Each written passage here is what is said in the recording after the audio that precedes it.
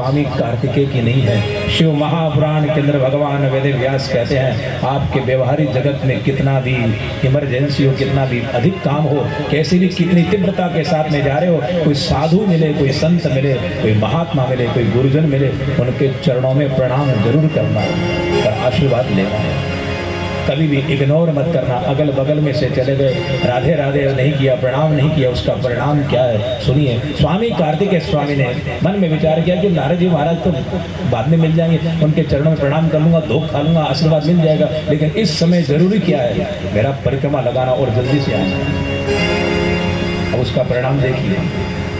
नारद जी महाराज ने कहा हाँ, इतनी जल्दी, इतना उतावला कौन, जा कहाँ रहे हैं? लेकिन मोरबी नंदन का किसने कहा?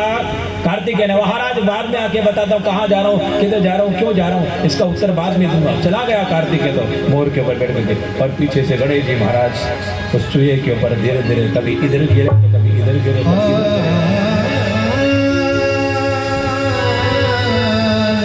लंबोदर नमस्तुभ्यं सततं मोदक प्रियं निर्विघ्नं कुरु मे देव। और यही वो कथा आती है कि जब गजानन गौरी नंदन चूहे से जब गिरे हैं, चंद्रमा को आकाश में देख करके हंसी आई है। इनको तो चोट लगी गणेश जी महाराज को और चंद्रमा जी हंस रहे हैं। ये कथा चंद्रमा और गणेश जी की नहीं है। कोई यदि गिर जाए, कोई स्लिप हो जाए, उस समय हंसना मत, जाकर के उसकी हेल्प करना, कहीं लगी तो नहीं है, कहीं चोट तो नहीं लगी, हमारा कार्य क्या है और हम देख रहे हैं। किसी के साथ में कुछ हादसा हुआ है तो वहां पर वीडियो ले रहे हैं, आपस में भाई भाई कोई लड़ रहा है, झगड़ रहा है, वीडियो बना छुड़ा नहीं रहे हैं। क्या समय आ गया। हाईवे के ऊपर भयंकर घनघोर एक्सीडेंट हुआ है, खून बह रहा है, बच्चे तड़प रहे हैं, माँ बाहर निकले तड़प रही है, लोग मोबाइल लेकर के उसका मूवी बना रहे, कैमरा के अंदर कैद कर रहे हैं। अरे मूर्खाधिराज, इस फोटो से क्या लेना देना है? जिसके प्राण बचा, बाहर निकाल उसको, इसको खून बह रहा है, उसको हॉस्पिटल में लेकर के जा। ये तेरा धर्म है, मानव धर्म है? कहाँ खो गई मानवता, कहाँ गई सनातन संस्कृति? खाली इंस्टाग्राम पर, फेसबुक पर हमने सबसे पहले एक्सीडेंट देखा है न्यूज के अंदर डालने के लिए। अरे न्यूज के मालिक, कम से कम जो तेरा मानव धर्म है वो मानव धर्म को भूल चुका तू, मानव धर्म को प्रकट कर। आज धरती पर डॉक्टरों की कमी नहीं है, वकील की कमी नहीं है, CA की कमी नहीं है। यदि समाज में यदि कमी यदि आई है तो मानव की कमी आ गई। आज मानव नहीं है। मानव हो तो किसी को देख करके दिल पिघले, हृदय पिघले, उसके अंदर दया का भाव जागृत हो, पर दया नहीं है। आज दया कहाँ है? हमारा तो नहीं है, हमारा कोई जानकार नहीं, हम क्यों रुके? क्यों अपने गाड़ी को क्यों टाइम पास करें? कौन इनमें प्रपंच में पढ़ना चाहेगा? अरे तू नहीं, तेरी मानवता दानवता के अंदर प्रणीत हो रही है। यदि तेरे हृदय में यदि थोड़ी भी करुणा रहती, भगवान शंकर का भजन करता, राम का भजन करने वाला होता तो उसमें करुणा जलती कि तड़प रहा है हाईवे के ऊपर, इसको हेल्प करनी चाहिए, इसको सहायता करनी चाहिए। इन कथाओं को सुनकर के अपनी करुणा को जगाइए। जो राम जो सोया हुआ है, जो शंकर तुम्हारे हृदय में सोया हुआ है, उसको जगाइए। केवल अभिषेक करने से काम नहीं चलेगा भाई मेरे। केवल दूध चढ़ा रहे हो, नमः शिवाय माला फेर रहे हो, बिलपत्र चढ़ा रहे हो, जो करुणा के अवतार को तुम देखना चाहते हो तो वो कण कण में बैठा हुआ है, उसको देखिए। कंकर कंकर में शंकर है भाई मेरे, हर शंकर किंकर पाप क्षयम, हर कंकर में बैठा हुआ है। लेकिन मंदिर में ही शंकर को क्यों देख रहे हो? अभी तो हमारा दायरा सीमित है। हम केवल मंदिर कथा सत्संग भजन तक सीमित रहे, इस दायरे से बाहर निकलिए कि भगवान शंकर केवल शिवालय में नहीं है, भगवान शंकर कण कण में भोलेनाथ व्याप्त। उस व्याप्त परमात्मा को देखने का प्रयास करें। श्री राममय सब जग जानी, करम प्रणाम कण कण में परमात्मा व्याप्त, हरि व्यापक सर्वत्र समाना, प्रेम के प्रकट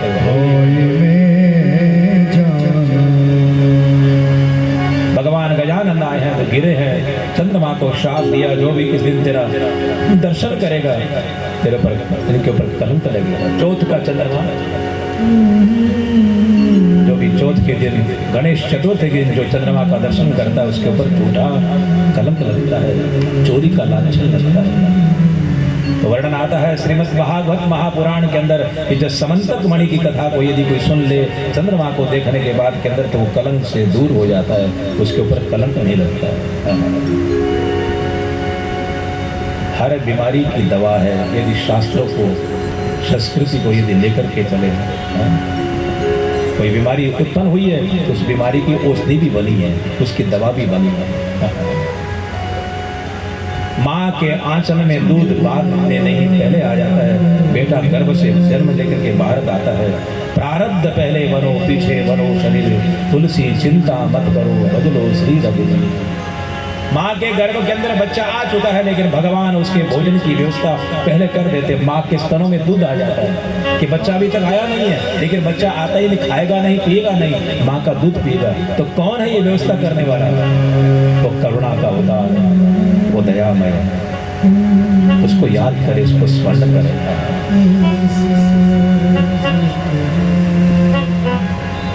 और गजानन गौरी नंदन ने जैसे देखा कि देवर्षि नारद जी आए हैं, नारद जी के चरणों में प्रणाम किया, बाबा प्रणाम। अब एक बेटे ने प्रणाम नहीं किया, उसका प्रणाम देखिए, और एक ने प्रणाम किया है, उसका फल देखिए। कभी भी साधु संत महात्मा गुरु अगल में से बगल में से यदि कोई जा रहा है, प्रणाम जरूर करना, कुछ समय निकाल के। नहीं हो तो राधे राधे कर लेना, जय दादी की कर लेना, जय श्री श्याम करें, लेकिन बोलना जरूर, प्रणाम करना तुम्हारा धर्म है। हमारे से कोई वयोवृद्ध यदि ज्येष्ठ और श्रेष्ठ व्यक्ति जा रहा है, हम वंदन करें। गणेश जी महाराज ने प्रणाम किया, बाबा प्रणाम। बेटा कहाँ जा रहे हो? चुहे पर सवार होकर के गणेश जी महाराज ने पूरी कथा बताई कि ये शर्त लगी हुई है कि जो भी ब्रह्मांड की परिक्रमा लगा करके इस स्थान के ऊपर पहले पहुंचेगा, उसका विवाह प्रथम होगा। ओहो, नारद जी महाराज ने कहा कि इसलिए कार्तिकेय स्वामी रुके नहीं है, ना उसने प्रणाम किया, ना नतमस्तक किया, और चले जा रहे हैं। मामला यह है, संत महात्माओं के चरण में प्रणाम करके गौरी नंदन जैसे लुढ़क रहे हैं, कभी इधर घुड़ रहे हैं। तब नारद जी महाराज ने कहा कि गणेश जी महाराज आप बुद्धि के प्रदान करने वाले हैं, लेकिन प्रत्येक व्यक्ति को गुरु की आवश्यकता पड़ती है, कितना भी बड़ा महान क्यों न हो। हर डॉक्टर अपना ट्रीटमेंट नहीं कर सकता, अपना ट्रीटमेंट करने के लिए डॉक्टर को दूसरे डॉक्टर की हेल्प लेनी पड़ती है, सहायता लेनी पड़ती है।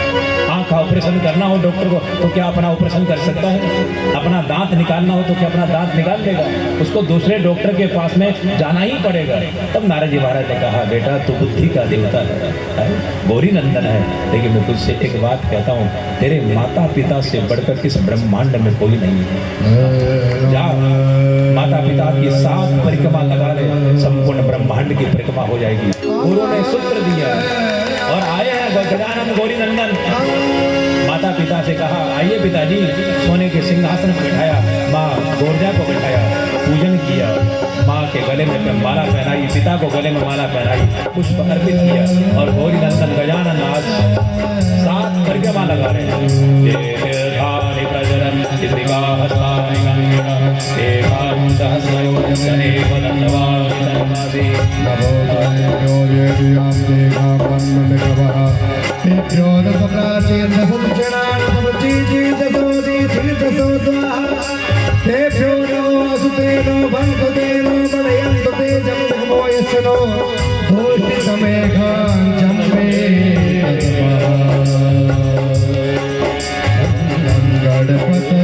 नमो नमः श्री श्री विनायक नमो नमः विनायक नमो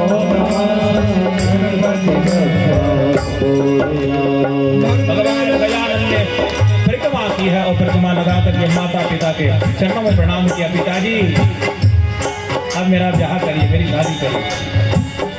गौरी नंदन ने कहा, पिताजी शर्त मैंने पूरी कर दी है। भगवान भोले खड़े हो गए। गजानन एक कौन सा तरीका है? एक बेटा दौड़ लगाने गया है और तू यहीं पर बैठा बैठा प्रणाम कर रहा है। तो गौरी नंदन ने प्रश्न किया, एक शरीर में ताकत में ज़्यादा और एक बुद्धि में ज़्यादा है। शरीर में ताकत किसमें है? कार्तिकेय के अंदर। लेकिन बुद्धि की ताकत किसमें है? गजानन के अंदर है। तो सबसे पहले पूजा किसकी होती है? शरीर वाले की कि बुद्धि वाले की? अरे आपके ऑफिस दफ्तर के अंदर व्यक्ति आता है सुबह 7 साढ़े 7 बजे तुम्हारे ऑफिस के ताले को खोल देता है, झाड़ू कर रहा है, पोछा मार रहा है, सब कुछ मार रहा है, और मैनेजर आता है 11 साढ़े 11 बजे, आधी 2 घंटा बैठता है, और बैठने के बाद में जो साइन करना था वो चला जाता है। लेकिन जो सुबह से आया हुआ व्यक्ति सबसे पहले आता है और सबसे लास्ट में झाड़ू पोछा करके फिर ताला लगा के फिर चला जाता है, उसकी पगार कितनी है, क्या सैलरी है उसकी? और 1-2-2.5 घंटे के लिए आया है पढ़ा लिखा हुआ व्यक्ति, उसकी सैलरी देखिए कि कौन फर्क कर रहा है? संसार का व्यक्ति फर्क नहीं कर रहा है, ये बुद्धिमानी का फर्क है कि वो इंटेलिजेंट है और वो व्यक्ति थोड़ा अज्ञानी है, वो कम पढ़ा लिखा है, वो कम पढ़ा लिखा सुबह से आता है और रात्रि तक मेहनत करता है, लेकिन मेहनत करने के बाद भी उसको फल नहीं मिलता कि जो 2-2.5 घंटे वाले व्यक्ति को मिल रहा है। कीमत किसकी है? कीमत कर्म की है, कीमत तुम्हारी बुद्धि की है, परिश्रम की कीमत नहीं है। ये तुमने बुद्धि के द्वारा जो प्राप्त किया वो तुम्हारा है। ये तो मेहनत करने वाले लोग कितने हैं? लोग कहते हैं कि ब्रह्म मुहूर्त में उठिए, ये जो न्यूज़ पेपर जो बेचने वाले हैं ये सबसे पहले उठते हैं, ब्रह्म की मुलाकात इनकी सबसे पहले होनी चाहिए। ये दूध बेचने वाले लोग इनको देखिए कि ब्रह्म मुहूर्त में उठने वाले को भगवान की प्राप्ति होती है, तो इनको आज तक भगवान नहीं मिला। इसको पूछो किसी दूध बेचने वाले को, सब्जी बेचने वाले को, जो न्यूज़ पेपर लेकर के आते कि भगवान का दर्शन हुआ, क्योंकि इन्होंने भगवान को प्राप्त करने के लिए नहीं उठे हैं। वो किसके लिए उठ रहे हैं? अपने पापी पेट के लिए मेहनत कर रहे हैं। और एक साधु संत महात्मा ब्रह्म मुहूर्त के समय अपने परमात्मा को रिझाने के लिए उससे लगन लगा रहे हैं। भगवान शंकर के शिवालय में ब्रह्म मुहूर्त के समय उठ करके भगवान का अभिषेक कर रहा है, पंचाक्षर मंत्र का जाप कर रहा है, उसको ब्रह्म की प्राप्ति हो रही है। अलग अलग लगन है, भूख है, प्यास है कि ब्रह्म मुहूर्त में उठ रहे हो, लेकिन प्यास नहीं है तो क्या करोगे? लगन लगी घनश्याम की, और वो वहीं तक सीमित है। रोज ब्रह्म मुहूर्त में उठता है, और क्या प्राप्त किया? गजानन बुद्धिमान है, और भगवान शंकर से कहा कि भोलेनाथ, पुराणों में, शास्त्रों में, वेदों में माता पिता से बड़ा ब्रह्मांड कहीं पर नहीं है। संपूर्ण जगत का ब्रह्मांड माता पिता के अंदर है, और मैंने आपके चरणों में प्रणाम कर लिया, और मुझे नहीं लगता कि इससे बड़ा ब्रह्मांड है। उसी समय शंकर ने, भगवान ने पीठ थपथपाया, धन्य है बेटा, तूने बुद्धि के द्वारा हमारे को जीत लिया। और वर्णन आता शिव महापुराण के अंदर, भगवान शंकर ने विश्वरूप की कन्या है जिसका नाम रिद्धि और सिद्धि है, उनके साथ में विवाह कराया। किसकी कन्या है? विश्वरूप की। रिद्धि सिद्धि के साथ के अंदर 2-2 विवाह हो गए, नाती हो गए, पोते हो गए, डुमडुबियाँ बज रही है, बधाई बज रही है, लड्डू बज रहे हैं, और स्वामी कार्तिकेय दौड़ लगा रहे, पूरे ब्रह्मांड की दौड़ लगा रहे हैं। वर्षों के बाद के अंदर स्वामी कार्तिकेय है, मोर के ऊपर आए, हंसते हुए खेलते हुए। न जाने गौरी नंदन गजानन कहाँ कोने में पड़ा होगा, कहाँ मेरा मुकाबला करता है, इतना खट्टा कहाँ दौड़ पाएगा। लेकिन जिसके ऊपर गुरु कृपा हो, संत कृपा हो, महंत कृपा हो, भगवंत कृपा हो, इम्पॉसिबल को पॉसिबल कर देता है। असंभव को संभव करने की यदि ताकत है तो वो आशीर्वाद में है। और ऐसे मोर के ऊपर सवार होकर जो कार्तिकेय स्वामी आए हैं, तो आज फुर्सत में है। नारद जी महाराज फ्री मिले, नारायण हरि नारायण हरि नारायण, आज इनको फुर्सत है। नारद जी के चरणों प्रणाम किया। नारद जी महाराज कहते थे कि बेटा, ये प्रणाम यदि पहले कर लेता तो इसका परिणाम क्या होता वो तो ही नहीं जान पाता, लेकिन बहुत देरी कर दी रे बेटा। कहाँ गया था? कार्तिकेय ने पूरी स्टोरी बताई, कहानी बताई कि इस प्रकार ये होड़ लगी थी, शर्त लगी थी कि जो भी ब्रह्मांड की परिक्रमा लगा के आएगा उसका ब्याह पहले होगा, उसकी शादी पहले होगी। तो मेरा ब्याह पहले होगा। और गौरी नंदन का तो पता नहीं कहाँ पे होगा। गजानन से कहने के जैसे नाम दिया तो भगवान नारद जी महाराज कहने लगे, कार्तिकेय स्वामी भरत प्रेमी में तुम तो परिक्रमा लगा करके इतने वर्षों में आ गए, यहाँ पर गौरी नंदन का ब्याह भी हो गया, बेटा पोता पोती भी हो गया, पर क्या बात कर रहे हो? कोई बात नहीं करना, जाओ। जैसे ही शिवालय के अंदर आए हैं, कैलाशपुरी के अंदर भगवान शंकर के गोद के अंदर शुभ बैठा है, पार्वती पार्वती के गोद के अंदर लाभ बैठा हुआ है और भगवान शंकर लाड कोड़ कर रहे पोता पोती कर रहा है। जब है भोले स्वामी कार्तिकेय ने दरवाजे से देखा कि ओहो, ये तो मेरे साथ के अंदर बड़ा गलत हुआ है। और भगवान स्वामी कार्तिकेय ने जैसे देखा मेरी अनुपस्थिति के अंदर इस गौरी नंदन का विवाह कर दिया, पीठ को दिखा करके जैसे ही जाने लगे, माँ पार्वती ने कार्तिकी को बुलाया, भगवान शंकर ने बुलाया, आए हैं कार्तिकेय स्वामी, चरणों के अंदर वंदन किया, प्रणाम किया। माता जी प्रणाम। बेटा कोई बात नहीं, इसने बुद्धि के द्वारा हमारे को जीत लिया है, तू शक्ति का देवता है, ये बुद्धि का देवता है। बेटा कोई बात नहीं, एक का ब्याह पहले कर लिया, अब तेरा ब्याह कर देंगे। तब स्वामी कुमार कहते हैं नहीं माँ, अब मैं हमेशा हमेशा के लिए कुमार ही रहूंगा, हमेशा निष्ठिक ब्रह्मचारी रहूंगा, मुझे विवाह नहीं करना और मैं अब यहाँ नहीं रह सकता। और स्वामी कार्तिकेय स्थान को छोड़ के चले गए मल्लिकार्जुन, जहाँ पर भगवान श्री शैल्यम मल्लिकार्जुन। कार्तिकेय स्वामी कहाँ गए हैं? पर्वत के ऊपर वहां पर चले गए। और आज भी वर्णन आता है शिव महापुराण के अंदर हर पूर्णिमा को भगवान और शंकर पार्वती अपने पुत्र से मिलने के लिए वहां कैलाशपुरी को छोड़ के जाते हैं। बेटा तू नहीं आएगा, लेकिन हम माँ बाप हैं, तेरे पास में अपने बेटे के लिए नहीं जा रहे हैं, उनकी त्याग के लिए जा रहे हैं। और उसके मान और सम्मान किसी और त्याग से।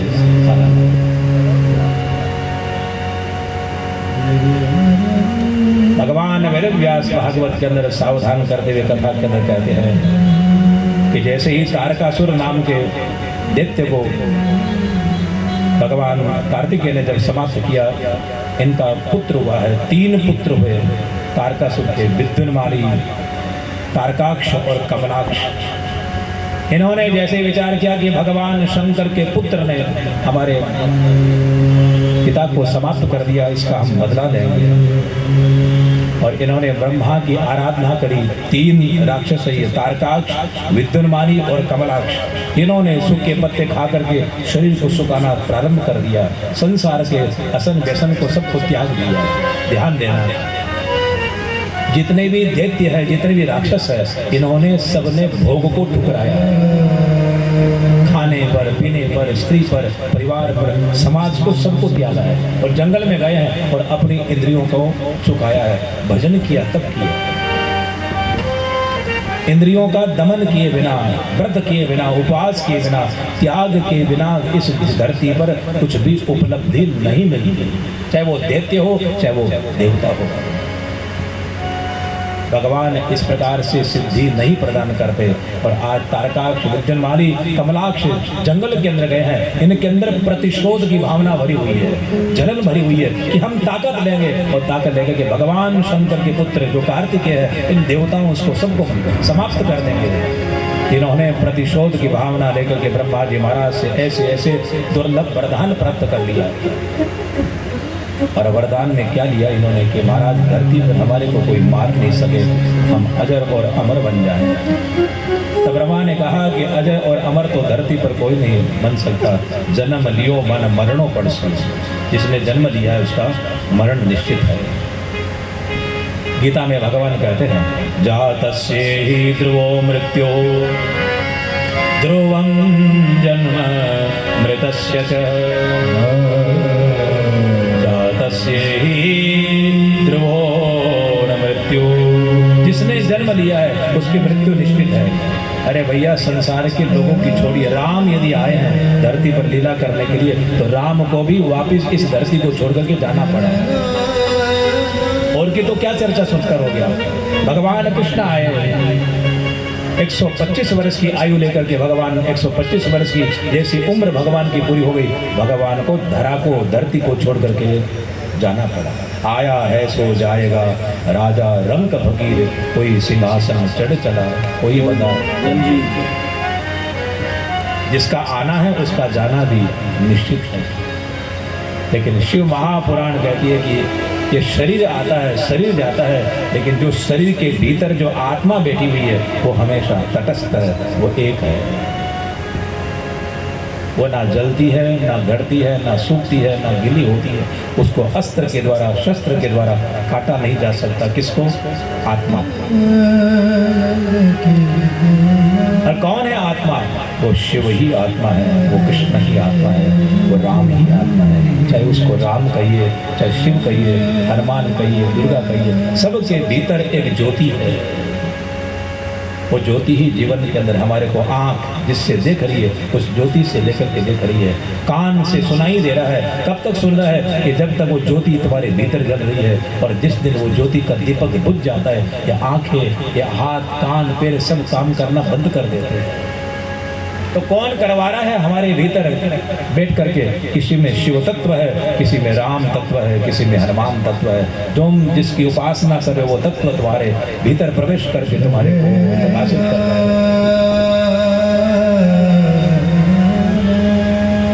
शिवोहम शिवोहम शिवोहम शिवोहम शिवोहम शिवोहम।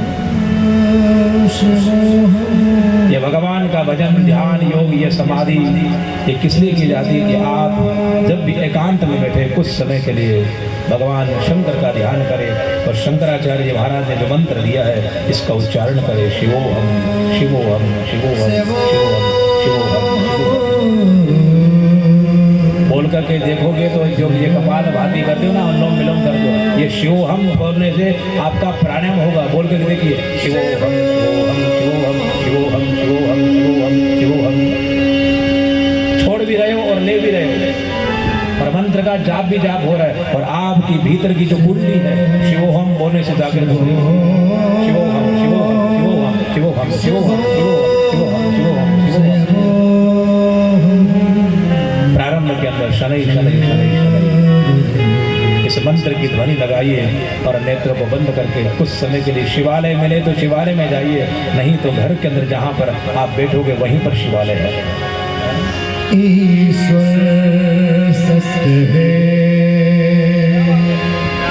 सत्य ही शिव है। जागो उठ कर देखो, जीवन ज्योति उजागर है। सत्यो शिवम सुंदरम, सत्यम शिवम सुंदरम, सत्यम शिवम सुंदरम, सत्यम शिवम सुंदरम। ईश्वर सत्य है, सत्य ही शिव है, शिव ही सुंदर है। सत्यम शिवम सुंदरम,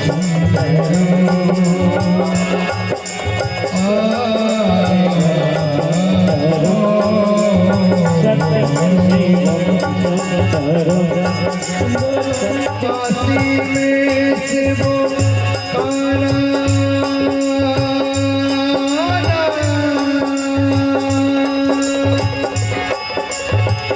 काशी में शिव राम अवध में,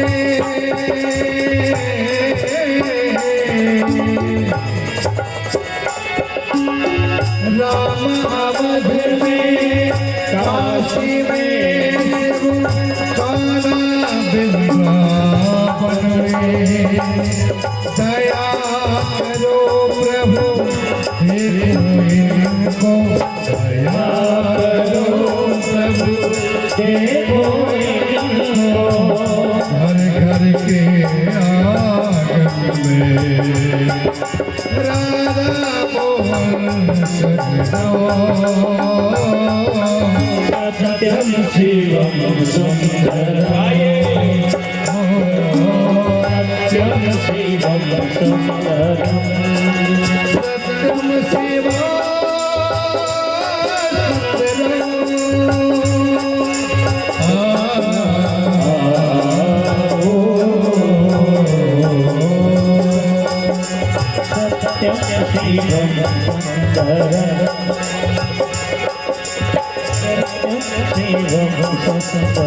एक सूर्य है,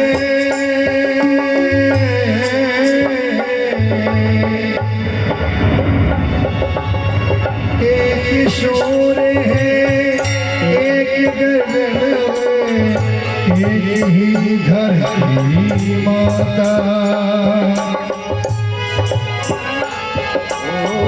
एक सूर्य है, एक गगन है, एक ही धरती माता। दया करो प्रभु ये बने सब, दया करो प्रभु एक बने सब, सबका एक होना। राधा मोहन कृष्ण सत्यम शिवम सुंदरम, सत्यम शिवम सुंदरम, सत्यम शिवम सुंदरम,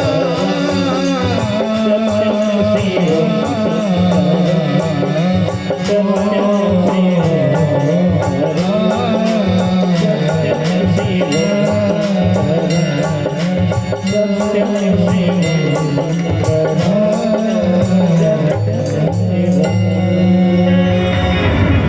बोले शंकर भगवान की जय, शिव महापुराण की जय, रानी सती दादी की जय, श्री हनुमंत लाल जी महाराज की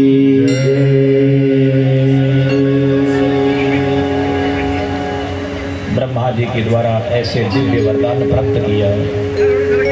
तारकाक्ष, विद्युन्माली और कमलाक्ष ने 3 प्रकार के नगर इन्होंने बनाए हैं। इसको कहते हैं त्रिपुर। भगवान शंकर का एक नाम है त्रिपुरारी। क्या नाम है भगवान शंकर का? त्रिपुरारी। त्रिपुरारी नाम क्यों पड़ा? क्योंकि त्रिपुर नाम के दैत्यों को मारने के कारण भगवान का नाम त्रिपुरारी पड़ा, और भगवान कृष्ण का नाम है मुरारी। मुर नाम के दैत्य को मारने के कारण भगवान का नाम पड़ा। अरि कहते हैं संस्कृत में शत्रु को, मुर नाम है दैत्य का। तो मुर को मारने वाला कौन? भगवान कृष्ण, इसलिए भगवान का नाम है मुरारी। और भगवान शंकर का नाम त्रिपुरारी। त्रिपुर नाम के दैत्यों को समाप्त करने का 3 प्रकार के पुर यानी गांव बनाए हैं। बम्बई नगरी जैसे 3 ऐसे नगर बने हुए हैं। उसी में भोजन, उसी में ब्याह, शादी, परिवार, समाज, कुटुंब, उससे बाहर नहीं जाना। 3 नगर बनाए, एक लोहे का बना हुआ है, एक चांदी का बना, एक सोने का बना है। ये ईंट गारा मिट्टी का बना हुआ भवन नहीं है। 3 भवन बने हैं।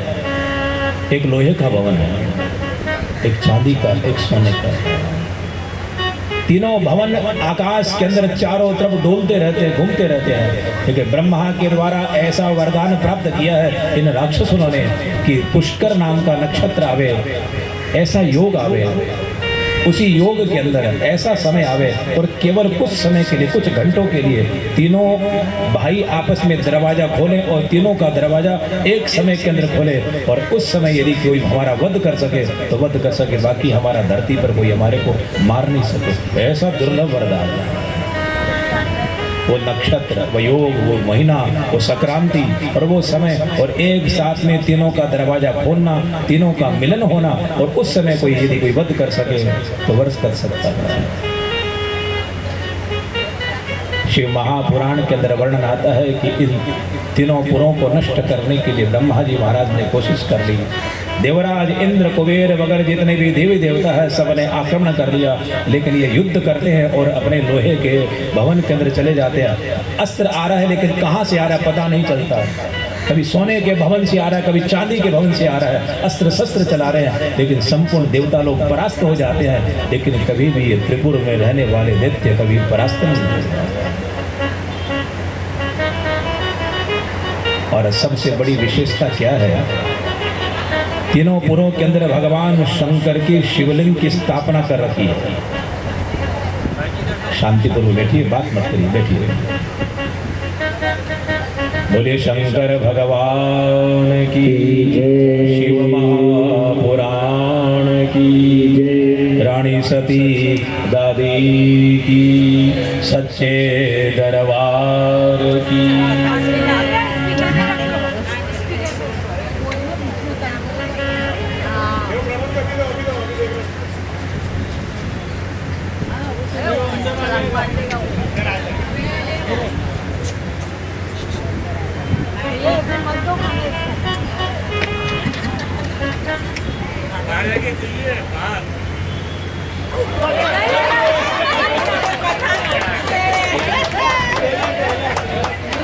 हनुमान जी महाराज कथा सुनने के लिए आए, कहाँ आप देर में सुनने दो कथा, बैठे जा रहे।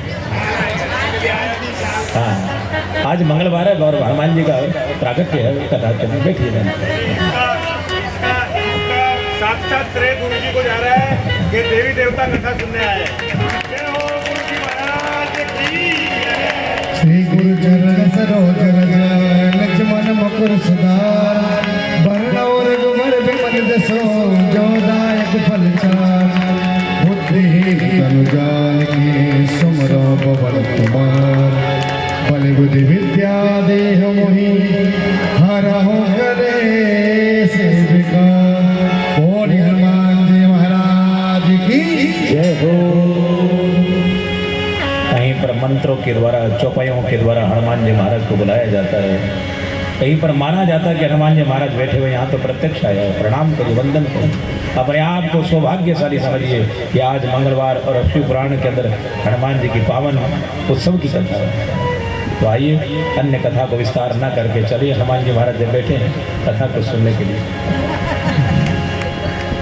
क्यों कथा को विस्तार करें। तीनों पुरों को नष्ट करने के लिए ब्रह्मा, कुबेर, इंद्र ने बड़ा प्रयास किया, लेकिन कोई भी इन त्रिपुर को नष्ट नहीं कर पाया। और आखिरकार सब लोग भगवान शंकर के पास में गए, भोलेनाथ आपके अलावा इन तीनों राक्षसों को कोई मारने में समर्थ नहीं है। भगवान ने इनकार कर दिया कि मैं नहीं मारूंगा। भोलेनाथ क्यों नहीं मारेंगे आप? कि ये लोग संस्कृति का पालन कर रहे हैं, सदाचार का, आचार का, विचार का, इनके अंदर पवित्रता है। सब लोगों ने अपने अपने भवन के अंदर शिवलिंग की स्थापना करी हुई है। नारियां अपने पातिव्रत्य धर्म का निरूपण कर रही है। प्रत्येक छोटा छोटा बालक उठते ही भगवान शंकर पर हर हर महादेव का ये जल का लोटा चढ़ा रहा है। बिना जल का लोटा चढ़ाए बिना कोई पानी नहीं पी रहा। इन नगरों की विशेषता बताई भगवान शंकर ने, और तुम उनको मारने के लिए जा रहे हो। ये कथा त्रिपुरारी की नहीं है, ये कथा उन लोगों के लिए है। यदि कोई कहता ना कि किसने जादू कर दिया, किसने टोना कर दिया, किसने हमारा बांध दिया, व्यापार बंद कर दिया, कथा को सुनना ध्यानपूर्वक। यदि तुम्हारे पास में इष्ट की साधना है, तुम श्याम के उपासक हो, राम के हो, कृष्ण को, यदि लगातार भगवान की उपासना यदि कर रहे हो शाश्वत मन के द्वारा, श्रद्धा भाव के द्वारा, संसार में कोई ताकत नहीं है कि तुम्हारा कुछ बाल बांका कर सके। ये मैं नहीं कह रहा हूँ, ये भगवान शंकर शिव पुराण में स्वयं कर रहे हैं कि जब देवता लोग गए हैं प्रार्थना करने के लिए, तीनों राक्षसों को मारिए प्रभु, तो भगवान शंकर ने कहा बिल्कुल नहीं मार सकता। क्यों नहीं मार सकते? क्योंकि वो सदाचारी है, भगवान का भजन करने वाले हैं, शंकर की अभिषेक करने वाले हैं। और आप यदि गलत हैं, आपका यदि व्यवहार गलत है, आपका आहार गलत है, आपका व्यवहार गलत है, और यदि पूजा करते हो और उसके बाद में कहो कि मेरे को जादू टोना चल गया, महाराज जी आपने कथा में कहा था नियम का पालन करिए।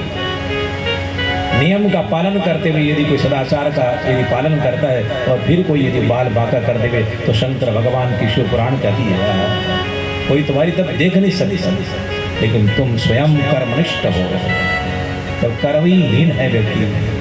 आचार की, विचार की, आहार की पवित्रता नहीं है। श्याम बाबा की ओट लेकर के, दादी की ओट लेकर के, कृष्ण की ओट लेकर के क्या बिगाड़ सकते हैं मेरा? नहीं नहीं, भगवान भी उसका साथ देता है कि जो कर्म पक्षी है। गलत मार्ग पर जा रहे हो, दादी का नाम लेकर के, दादी है मेरे साथ, दादी कुछ नहीं, दादी तुम्हारे को स्वयं दंड देगी बेटा, इसलिए मैंने तुम्हारे आगे बढ़ाया गलत मार्ग पर जाने के लिए। सतमार्ग पर जा बेटा, गलत मार्ग पर यदि चले गए तो देवता भी साथ नहीं देते, दानव साथ में जरूर हो जाएंगे, देवते लोग तुम्हारा साथ जरूर देंगे, राक्षस लोग साथ में हो जाएंगे। इसलिए शिव महापुराण में वर्णन आता है कि भगवान के भजन करने वाले लोगों को, साधुओं को, संतों को, वैष्णव को एक साथ में इकट्ठा करना बहुत मुश्किल है। ध्यान देना, कथा का सार बताया। हर भगवान के भजन करने वाले को, साधुओं को, संतों को, महात्माओं को, मुनियों को एक साथ में इकट्ठा करना बहुत कठिन है। लेकिन दुराचारियों को, व्यभिचारियों को, गलत काम करने वाले को एक फोन करिए, सब इकट्ठे हो जाएंगे। हाँ? जुआ खेलने वाले को, ताश पत्ती खेलने वाले को, मदिरा पीने वाले को एक फोन करिए, सब हाजिर है। और पुण्य कर्म करने वाले, भगवान के भजन करने वाले लोगों को बुला बुला के तब जाओ, वो नहीं आ रहा तो मैं क्यों आऊँ, उसको मत बुलाना, मैं भी नहीं आऊँगा, नहीं आएगा। इसलिए शिव महापुराण में कहते हैं कि 10 किलो मेंढकों को पकड़ करके यदि आप तोलना चाहो तो जिंदगी में कभी तोल नहीं सकते।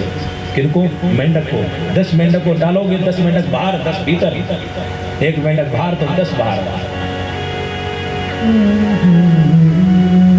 पुण्य कर्म करने वाले व्यक्ति को जल्दी से इकट्ठा किया नहीं जा सकता भाई मेरे, लेकिन दुष्कर्म करने वाले व्यक्ति को इकट्ठा करना बड़ा आसान है। क्योंकि पुण्य कर्म करने वाले में, भजन करने वाले में थोड़ा सा ईगो आ जाता है, मैं बड़ा हूँ, मैं छोटा कैसे। और वहां पर कोई छोटा नहीं बड़ा नहीं, पीने वाले को देखो बुलाकर क्या कोई छोटा बड़ा नहीं, अरे वो गालियां दे, लड़े झगड़े, लेकिन जब आता ना बुलावा सब लोग खड़े हो जाते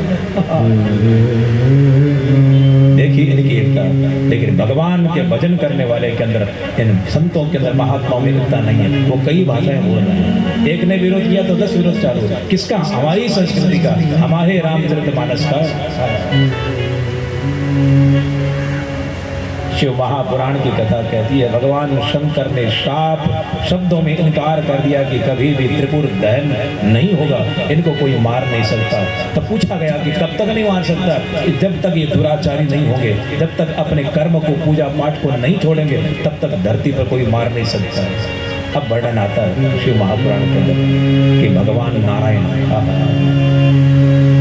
भगवान के छाती से धर्म प्रकट होकर के आया और भगवान की पीठ से अधर्म है। सब भगवान के ही है, बुरे भी भगवान के ही हैं और अच्छे भी भगवान के ही हैं। धर्म भी भगवान का है और अधर्म भी भगवान के है। पुण्य आत्मा भगवान का है, दुष्कर्म करने वाला भी भगवान का है। अब देखिए भगवान क्या कर रहे हैं नारायण।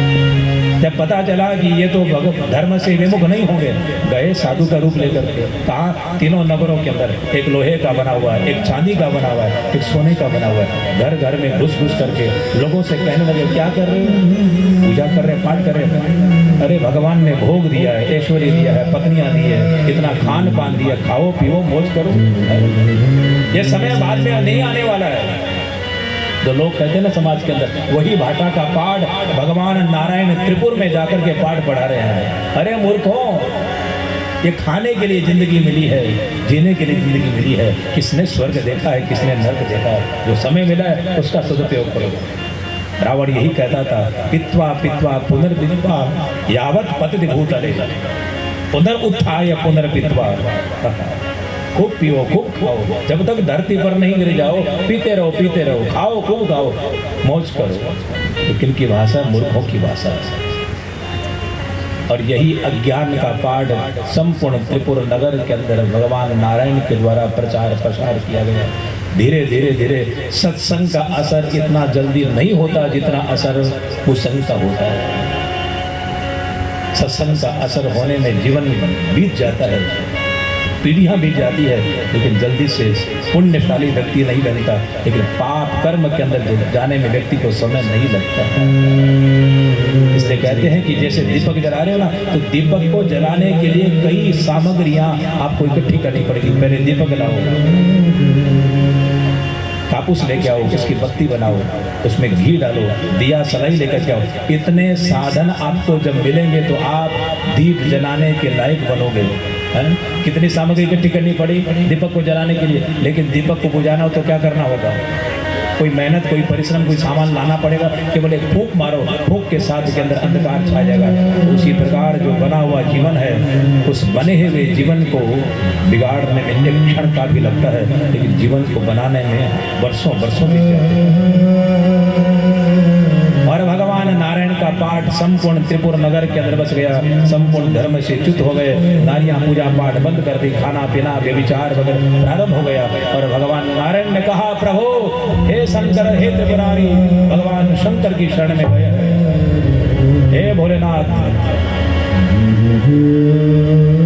भगवान शंकर ने जैसे देखा कि त्रिपुरों के अंदर धर्म च्युत हो चुके हैं,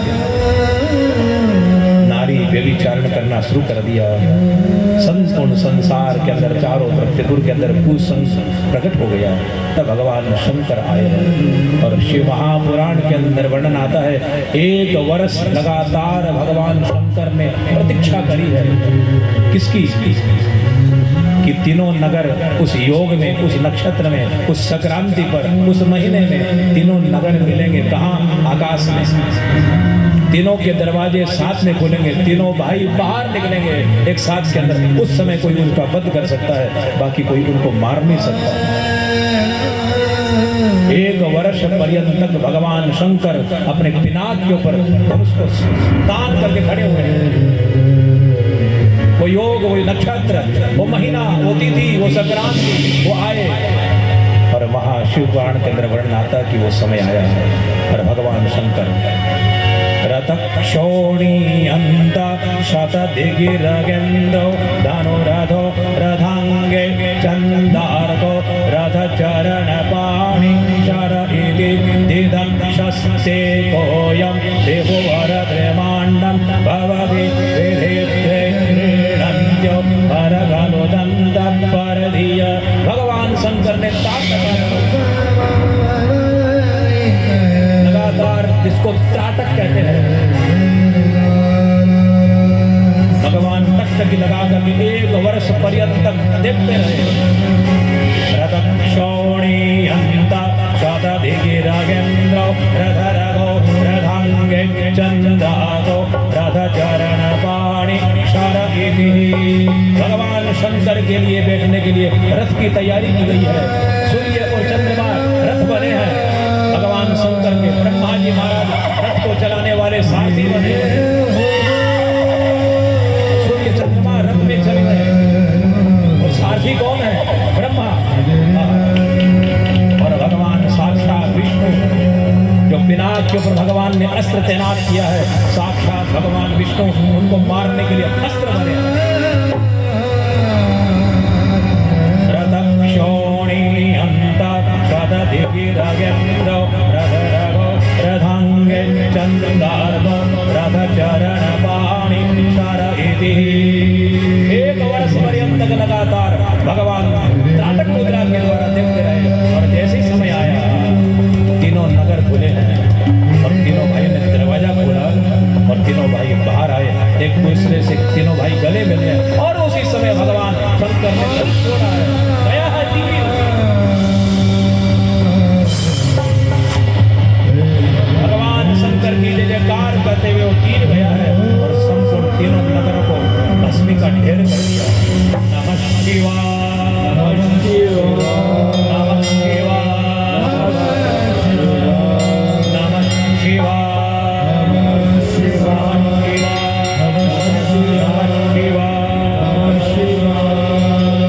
चारों तरफ धरती पर भगवान शंकर की घोषणा शुरू हो गई और वर्णन आता है कितने राक्षस जल करके राख का ढेर बने। आकाश से जैसे ही वो गिरने लगे, बहुत ही जो राख है भगवान शंकर ने अपने ऊपर इसको धारण करी। भस्मांगरागाय महेश्वराय नित्याय शुद्धाय दिगंबराय।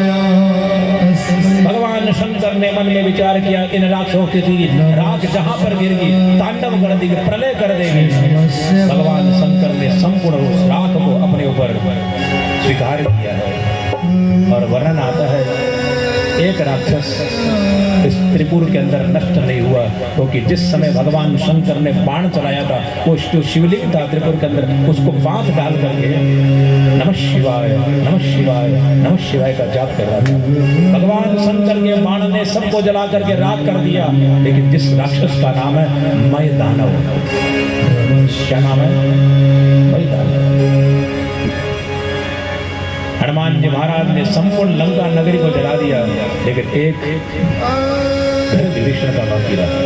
धू धू करके संपूर्ण लंका नगरी जल रही है। क्या आप यकीन कर सकते हो कि किसी बिल्डिंग में आग लगे और बीच में कमरा सुरक्षित रह जाए?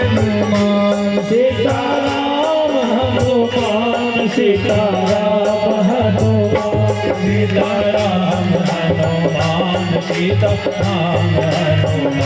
सीताराम हनुमान सीताराम हनुमान सीताराम हनुमान सीताराम हनुमान सीताराम हनुमान सीताराम हनुमान सीताराम हनुमान सीताराम हनुमान सीताराम हनुमान सीताराम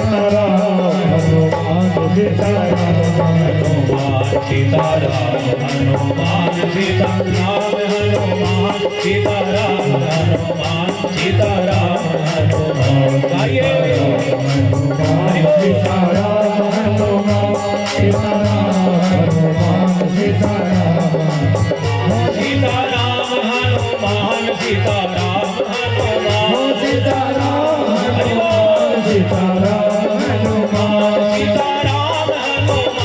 सीताराम हनुमान सीताराम हनुमान सीताराम हनुमान सीताराम हनुमान सीताराम हनुमान सीताराम हनुमान सीताराम हनुमान सीताराम हनुमान सीताराम हनुमान सीताराम हनुमान सीताराम बोलो सालासर के सच्चे दरबार की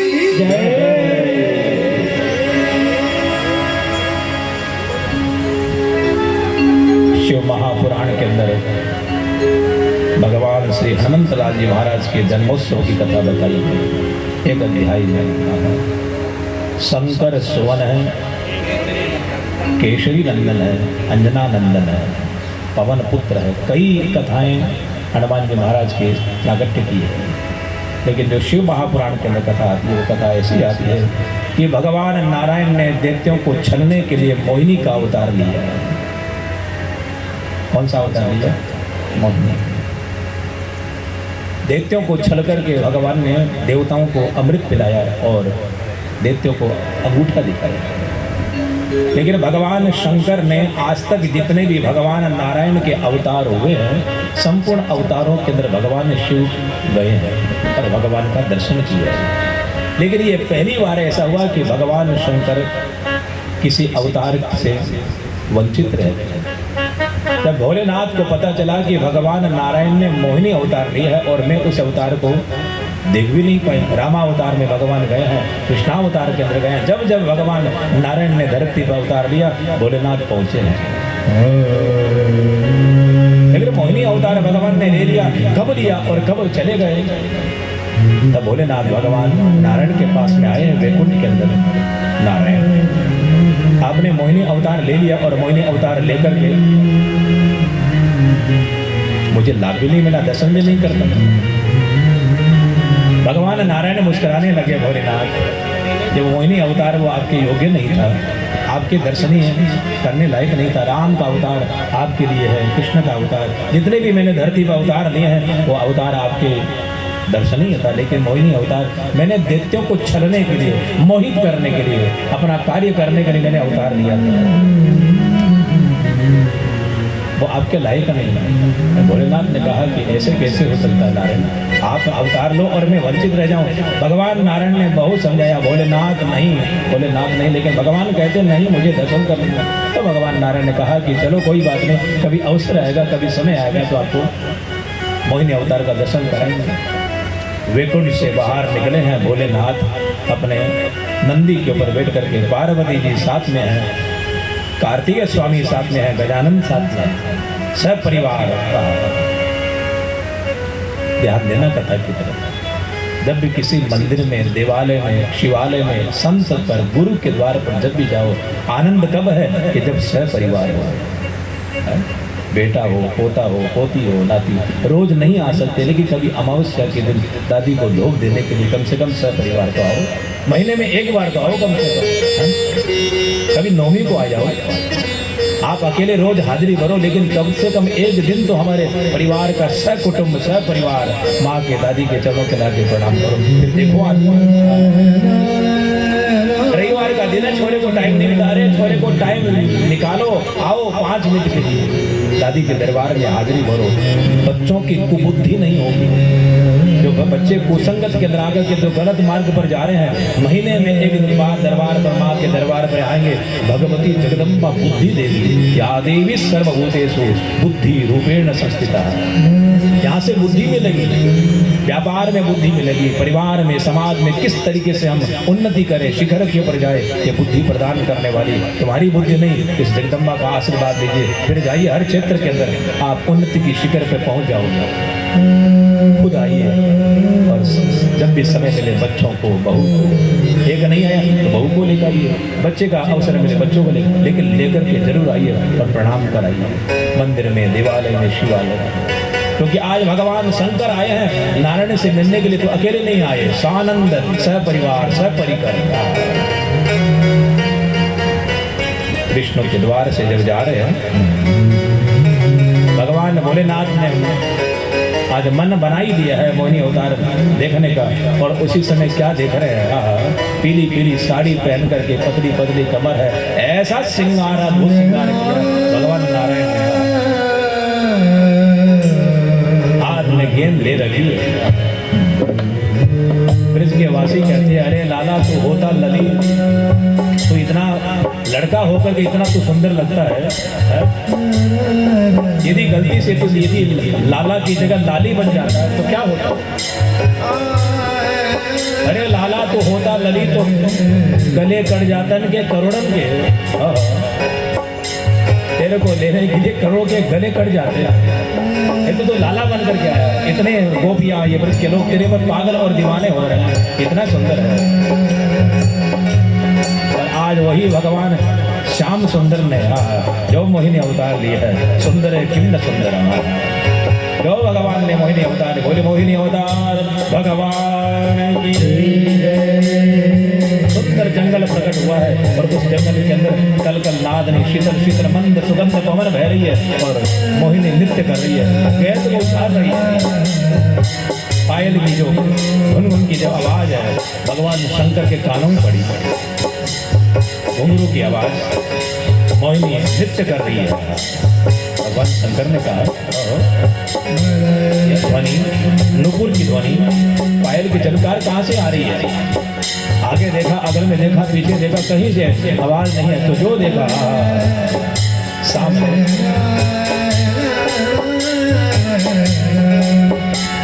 नृत्य करती हुई, मतवाली चाल चलती हुई उस गेंद को खेल रही है, बार बार में मोहिनी उठा रही है, फिर पकड़ रही है। कमर को लटका करके भगवान ने जो झटका दिया है, और किसी को झटका लगा नहीं लगा, लेकिन भगवान भोले को झटका लगा। और भोले बाबा ने कहा कि ओ गणेश जी महाराज पिताजी पिताजी कहते रह गए। कार्तिकेय स्वामी कहते हैं पिताजी, पार्वती जी वो जी करती रह गई, भोलेनाथ वो चले। जहाँ मोहिनी थे भगवान शंकर वहाँ गए हैं, बड़ी विस्तार पूर्वक लीला है। और मोहिनी को भगवान ने जैसे आलिंगन किया है, भगवान का तेजस मिला है, भगवान का दिव्य तेज निकला।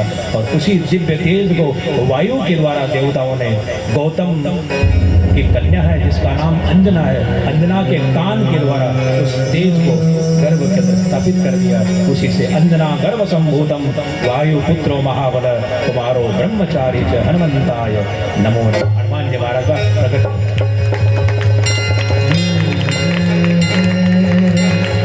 हनुमान गोसाई कृपा करो महाराज। जय जय जय हनुमान गोसाई कृपा करो महाराज। हनुमत जय जय जय हनुमान गोसाई कृपा करो महाराज। जय जय जय हनुमान गोसाई कृपा करो महाराज। हरे तन में मेरी शक्ति विराजे, मन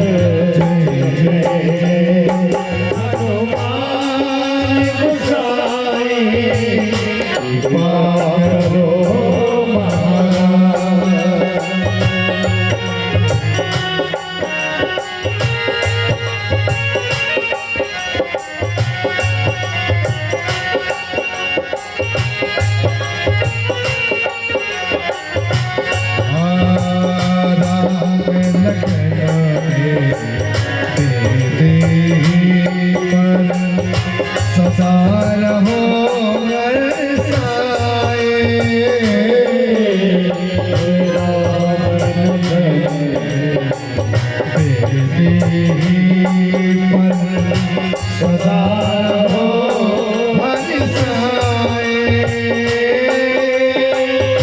हृदय चीर के राम सिया के हृदय चीर के राम सिया के दर्शन दिया हनुमत दर्शन दिया कराए दोई करे जोर अरज हनुमंता दोई कर जोर अरज हनुमंता कहियो प्रभु शिष्या हनुमत जय जय हनुमान गुसाई पारो महाराज हनुमत कृपा करो महाराज करो महाराज बोलिए श्री हनुमंत लाल जी महाराज की जय। पवन सुत हनुमान की जय। सारा सरदार की जय। बजरंग बली की जय। कई कथाएं हैं हनुमान जी महाराज की। पवन पुत्र भी है और साक्षात कौन है ये? शंकर स्वयं केसरी नंदन तेज प्रताप महाजगवंदन तेज प्रताप महाजगवंदन शंकर स्वयं केसरी नंदन तेज प्रताप महाजगवंदन तेज प्रताप महाजगवंदन। जय सिया राम जय जय सिया राम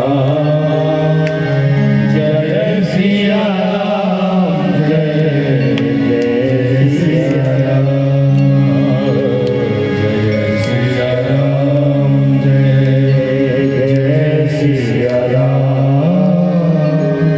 जय सिया राम साक्षात भगवान शंकर स्वयं 11वां रुद्र अंजना के गर्भ से प्रकट होकर के आए। चारों तरफ ध्वनियां बजने लगी, मृदंग बजने लगे, शंख घंटा बजने लगे, चारों तरफ बधाइयां बजने लगी, चारों तरफ देवता लोग पुष्प की बरसात कर रहे हैं। बोले श्री हनुमंत लाल जी महाराज की जय। देवताओं ने आकर के हनुमंत लाल जी महाराज को वरदान दिए हैं, अष्ट सिद्धि नवनिधि राम रसायन तुमरे पासा सदा रहो रघुपति के दासा। और वर्णन आता है शिव महापुराण के अंदर हनुमंत लाल जी महाराज ने जैसे देखा कि माँ अंजना तो किसी काम के अंदर लगी हुई है, हनुमान जी को भूख लगी। जब बालक थे हनुमान जी महाराज, आकाश के अंदर बिंबा फल जैसा फल देखा, किसको? सूर्य को, और बाल समय के अंदर छलांग लगाई हनुमान जी महाराज। बाल समय रवि भक्ष लियो तब तीनों लोक भयो अधियारो। आहि सदाश भयो जग को नाहु जातन तारो देवन आन करी बिनती रव छाड़ दियो रवि कंचन मारो वो नहीं जानत है जग में कभी संकट मोचन नाम तिहारो वो नहीं जानते हैं जग में कभी संकट मोचन नाम तिहारो हे संकट मोचन नाम तिहारो मोचन नाम सियारा संकट मोचन नाम तिहारो महाराज ने छलांग लगाई।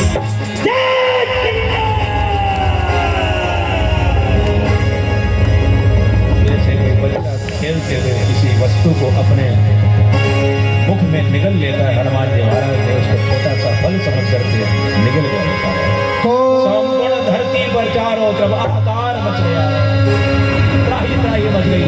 जब सूर्य ही निकल गया और योग संयोग से उस समय सूर्य ग्रहण था।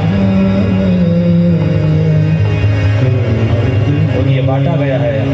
एक ग्रहण पर राहु आएगा, एक ग्रहण पर सूर्य आएगा, ये केतु आएगा। केतु आया है। केतु ने कहा कि ये ग्रह कौन सा आ गया, इस संपूर्ण सूर्य को ही निकल गया। और केतु दौड़ करके देवराज इंद्र के पास में गया है कि महाराज आपने नियम बनाया था कि मेरे अलावा कोई सूर्य को घसेगा नहीं, लेकिन आज लगता है कि दूसरा कोई ग्रह आया। तब देवराज इंद्र आए हैं और देवराज इंद्र ने आकर के क्या देखा, अंजना का पुत्र पवन पुत्र हनुमान जी महाराज सूर्य को निकल गए। और उसी समय देवराज इंद्र ने क्रोध के अंदर आकर के वज्र का प्रहार किया। जैसे वज्र का प्रहार किया है, हनुमंत लाल जी महाराज मूर्छित होकर के आकाश मार्ग के द्वारा धरती पर गिर गए। उसी समय पवन ने चारों तरफ हवा को बंद कर दिया। कौन है मेरे पुत्र को मारने वाला? चारों तरफ हाहाकार मच गया, श्वास आनी बंद हो गई। संपूर्ण देवी देवता पवन के पास में आए कि महाराज ये क्या कर रहे हो, कि मेरे पुत्र को किसने मारा? वज्र का प्रहार करने के कारण हनुमान जी का नाम बजरंगी पड़ा, जिसका अपभ्रंश है बजरंग बली। क्या नाम है हनुमान जी महाराज का? बजरंग। भगवान हनुमान जी का नाम बजरंग बली। वज्र का प्रहार करने के कारण हनुमान जी का नाम बजरंग। बोलिए बजरंग बली की। आइए कुछ बधाइयों के साथ हनुमान जी महाराज का उत्सव बनाए और श्रद्धा के साथ उत्सव में डूबे, जिसके लिए प्रतीक्षा कर रहे हैं नाचने कूदने के लिए। आइए हनुमान जी महाराज रुद्रावतार के चरणों में वंदन करने के लिए प्रवेश करें।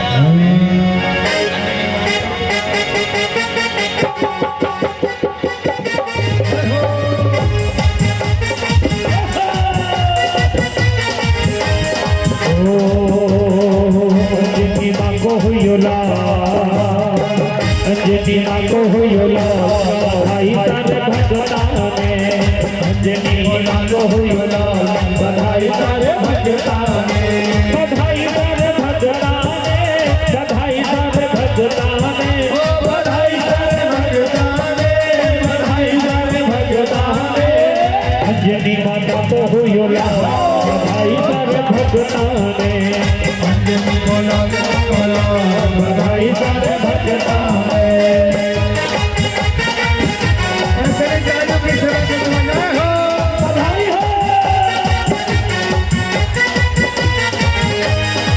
आज यो धन्य हुयो है, आज यो धन्य हुयो है, आज यो धन्य हुयो है, आज यो धन्य हुयो है। बजरंग बली को जन्म हुयो है, बजरंग बली को जन्म हुयो है। नाचुरे नाचुरे नाचुरे नाना बधाई सारे भगतां ने। नाचुरे नाना बधाई सारे भगतां ने। बधाई सारे भगतां ने, बधाई सारे भगतां ने, बधाई सारे भगतां ने, बधाई सारे भगतां ने। अंजनी माता को हुई लाल बधाई सारे भगतां ने। अंजनी माता को हुई लाल बधाई सारे भगतां ने।